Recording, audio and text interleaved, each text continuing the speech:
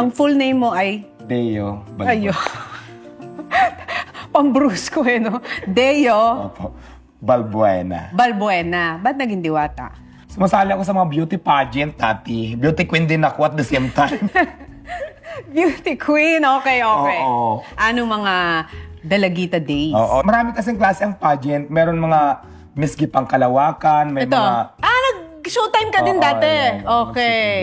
Nag-show din ako dati sa kay Kuya Will. Doon na-discover niya ako. Gay beauty queen yung category. Tapos parang doon na buo yung Diwata ko. Tas wala na, yun na yun. Yun na yun. Tapos hindi mo ako tagal doon, saglit lang. Kasi si Diwata ay talagang tubong at pinanganak sa Samar. Yes po. Di ba? Opo. Tapos, ang trabaho ng nanay at tatay mo noon sa Samar, Farmers sila. Actually, yung tatay ko wala na, mother na lang. Dati yung kapatid ko nagtatrabaho dito sa Manila. So parang na-curious ako sa pag umuwi sila. Mapuputi, pag alis doon ng itim. Parang sabi ko gusto ko rin magtrabaho doon. pumuputi pag... Oo, pumuputi. Oo, naging curious ako. Yung pala, kaya pala sila gumaganda, pumuputi kasi hindi sila makalabas ng bahay. Gumaganda yung balat nila. Kasi di ba ang mga kapatid ko lang naman, pag pumunta ng Manila, mga katulong lang kami naman, mga boy lang, mga ganyan. Uy, pero wag natin nilalang kasi kung hindi dahil sa kanila, Oo. di ba, hindi gagaan ang buhay ng mga Proud naman kami, di ba? Kasi di ba, yun lang naman talaga yung kaya namin na trabaho. So, proud pa rin kami kasi malaki din ang tulong para sa amin. Tsaka nagiging parte ng pamilya yung mga kasambahay natin, Yes di ba? po. So, ilang taong ka nung pumunta ka dito sa Maynila? Siguro pag hindi ako 17, 18, or 16, di ko na matandaan kung anong exact. Basta ganun lang, yung tatlo na yun. Pumunta ka ng Maynila dahil... Para magtrabaho. Magtrabaho, nung unang trabaho ko, pinasok ako ng kapatid ko, nagtitinda kami ng prutas sa Pasig. Tapos umalis ako doon, pinasok naman ako boy. Tumagal din ako ng mga 5 years. Marami ako napasukan, pero ganun lang yung trabaho ng mga napasukan ko. yung ako maging- houseboy, ganun. Oo, mga Oo. ganyan. Pero girl ka talaga. Pero girl na talaga ako matagal Kahit na. nung kinuha kang boy, as a girl ka, no? Girl pa rin ako, pero yung mga trabaho, pang lalaki talaga. Siya. Nung nagtatrabaho ka, ino-all out mo na gay ka, hindi pa? Hindi pa masyado, pero gay na talaga ako. Yung nga lang kasi, nasanay ako sa ganong style kasi yung tatay ko, galit sa akin dahil... Nabugbog ka? Oo, dahil sa probinsya namin, 4 kami magkakapatid, puro babae lahat, bunso ako. Parang junior sana ako. Ay. Kaya parang yung father ko, hindi niya matanggap na maging bakla pa. Ako naman, nagpapanggap ako na kunwari lalaki, pero deep inside, babae din talaga ako. So, nabubugbog. Oo, nabubugbog ako madalas talaga ng father ko noon, pero okay na yon. Hindi ko naman to ginusto, di ba? Oo. So, kusa ko naman siyang naramdaman. Kusang Pero okay naramdaman. naman, bandang huli, yung tatay ko wala na ngayon, pero naging okay din naman kami. Paano kayo naging okay? Para tanggap niya na rin na ganun ako, bandang huli, bago siya mamatay. So nung pumunta ka na sa Maynila, ano naman ang na-discover mo sa Maynila? Kasi di ba usually daw, yung mga tao sa probinsya, sinasabi nila, pag pumunta tayo ng Maynila, gaganda ang buhay Ayan, natin. dito ko talaga napatunayan sa mga experience ko na hindi din talaga madali ang buhay sa Manila, lalong-lalo na pag wala kang discarded. Kasi ako nga naranasan ko maging palaboy talaga. Di ba, yun nga yung mga time na tumira ako sa ilalim ng tulay. Tapos, ang haba din siguro, matagal din ako doon, mga 3 years or 4 years sa ilalim ng tulay. Tapos yun nga, may nag-iaya sa akin ng construction, na friend ko. Nag-enjoy ako, daming lalaki. Ay, pagod na ako, gupa rin, naka-smell pa rin ako, lalo na pag maraming lalaking gwapo doon. Oo.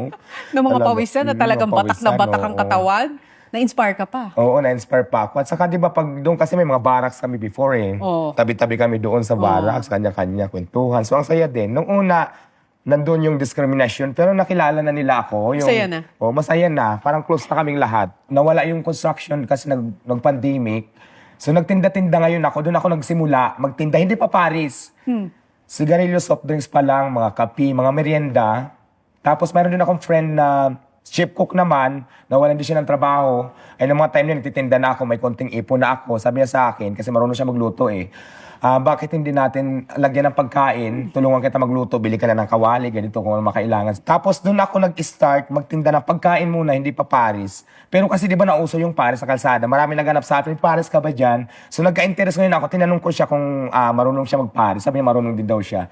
So ito ngayon, kinarir ko na siya, natutunan ko na. Wala na din kasi yung friend ko siguro 3 years ago. Ano Wala na nangyari? din. Parang nagme-maintenance na maedad na kasi yun Parang hindi niya na kinaya. So, doon ko natutunan lahat yung knowledge ko sa pagluluto. Siya pala nagturo sa'yo sa pagluluto. Tapos ngayon, okay na, naging Diwata Paris na siya, doon ako nakilala ngayon. Kasi ginawa ko siyang 100 only rice, may free soft drinks. Tapos tinangkilik naman ng masa, kaya marami akong customer ngayon. Oo, tsaka nagkukos ka ng traffic. Umaabot daw ng Sofitel ang pila mo. Dati kasi sa kalsada lang ako, as in yung street vendor na kung tawagin illegal vendor kasi hindi naman kami nangupahan, wala kaming permit.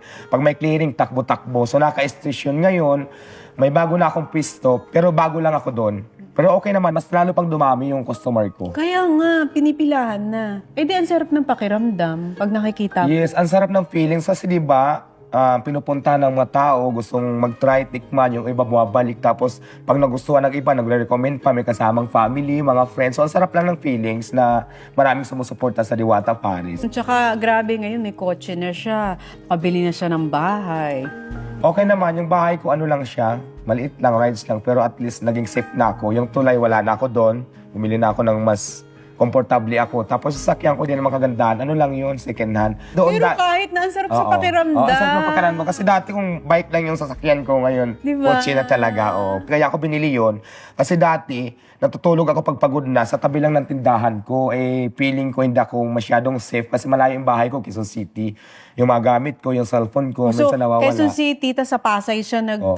Pero doon naman talaga ako sa Pasay, di ba? Doon ako sa Tulay dati. Tapos mas gamay ko yung Pasay. Kaya lang nakabili ako ng Rides Quezon City. Kaya Eh di okay. Doon yung bahay ko. Anong pakiramdam na unti-unti nabago mo yung buhay mo? Imagine mo yung nakatira ka sa tulay, tapos ngayon may kotse ka na, may bahay masarap ka ang na. pakiramdam. Masarap. Pakiramdam na masarap na hindi ko kayang explain. Basta ang saya kasi bukod sa marami ako natutulungan kasi marami din nagtatrabaho sa akin na umaasa din sa akin, lalo na ako. Ilan na family ko. trabahador mo ngayon? Marami. More than, basta marami. Mga nasa 20, ganon? Yes, more than pa yata. Hindi nga. Ang dami, di ba? Doon lang naman kami umaasa. Ako naman sabi ko, kahit wala nang kitain, basta ang mindset ko dyan is, makapagpasahod ako sa mga tao, lahat ng expenses ko, ma-shoulder ko. Kumita konti, kahit 300 lang, 1,000 lang o 500, tinatabi ko naman yun para sa akin in my future naman. Tapos tinutulong ko din sa family ko, mother ko, ganyan. Eh di tuwa yung pamilya mo. Tutulungan ko naman yung mother ko. Dati bilang ko ng cellphone, mga damit, tuwang-tuwa naman siya. Yung dating hindi ko nabibigay, ngayon binibigay ko na sa kanya. Kaya supportin naman ako sa mother ko. So ano yung pwede mong i-share dun sa mga nanonood sa atin? Kasi pwedeng yung iba, sila yung nakatira ngayon sa tulay or pakalat-kalat sila sa kalsada or sila yung galing probinsya na pumunta dito sa Maynila tapos di nila alam kung ano magiging kapalaran nila dito.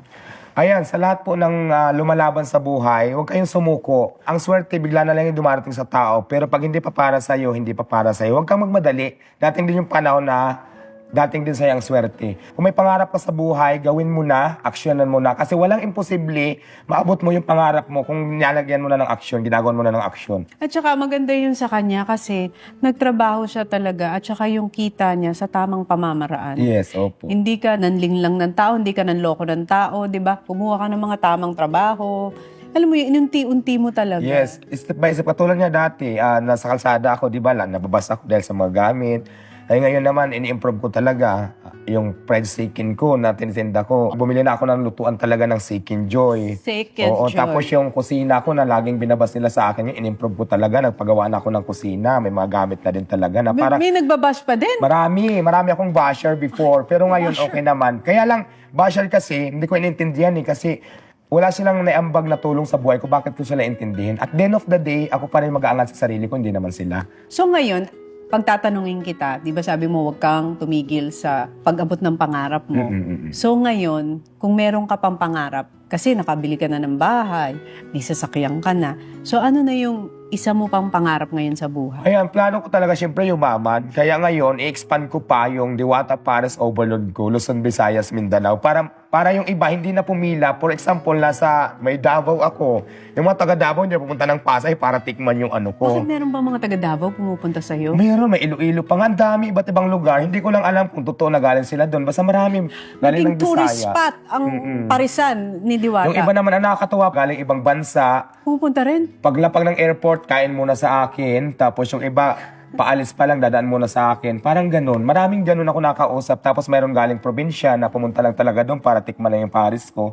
So nakakatuwa. Ang sarap ng feelings talaga na Nag-i-import pa sila para matikman lang yung pares ko na Andy Rice with soft drink 100 pesos. Ay, gumastos sila ng pagkamahal-mahal, di ba? So, natutuwa naman ako doon. Maraming salamat sa inyo. Pero alam mo, sana maging motivation ito sa lahat ng mga nanonood sa atin ngayon na kayang-kaya mo talagang baguhin ang buhay mo. Yes. No? Hindi dahil mahirap ka or ito yung sitwasyon mo ngayon habang buhay ka lang nandyan. Nasa sayo pa rin talaga. Yes, nasa pero talaga ang susi kung paano mo iangat yung sarili mo. Depende lang yan sa diskarte mo. Kaya sabi ko, laban na, huwag sumuko sa hamon ng buhay. Kung mahirap naman ngayon, huwag mong isipin na mahirap ka lang. Kung may chance, gawin mo na para makaangat. Kung level 1 ka, gawin mong level 2 naman. Step by step, di ba? Parang ganun. Si Diwata ngayon ay 42 years old. Imaginein mo, pumunta siya dito sa Maynila, 16, 17. Ilang years yon ng pakikipagsapalaran sa buhay bago niya na-hit yung parang, ito na yung jackpot. Haba ng laban talaga sa buhay ko dito sa Manila. Mahaba. Talagang may mga pagdadaanan ka na up and down. Pero ang importante, katulad ng sinabi ni Diwata, huwag kang susuko sa laban ng buhay. Kasi darating ang araw, ikaw naman ang pipilahan, katulad ni Diwata. True. Diba? Yes, madam. Tama. From beauty queen to Paris queen. Yes, di ba?